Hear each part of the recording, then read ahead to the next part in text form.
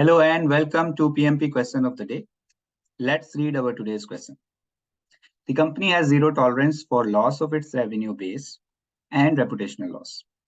Risk assessment shows that probability of supply disruption with potential supplier is highly likely to occur, and it will cause significant loss of production capacity.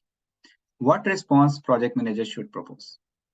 Accept the risk and select a supplier, mitigate by strict penalty for breaches, transfer by buying insurance, avoid selecting supplier.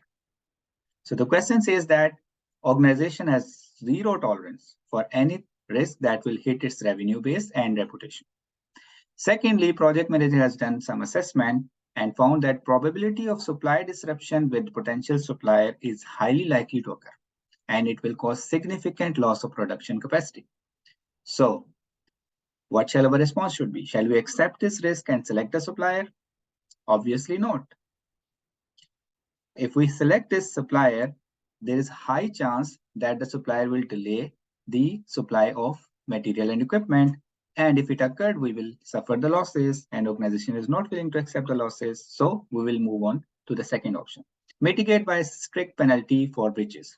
Obviously, we can have some clauses in the contract which cover the loss of revenue through penalty for supplier from supplier compensation, but that can only cover the loss of revenue. But what about reputational loss?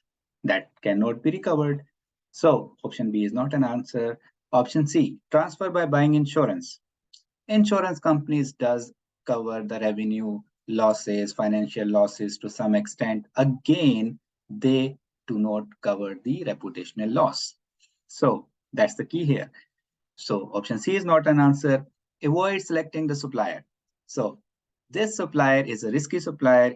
It gonna impact our revenue base, as well as working with this supplier will disrupt the material and equipment delivery and our production capacity. So we propose that we should not select this supplier in given circumstances.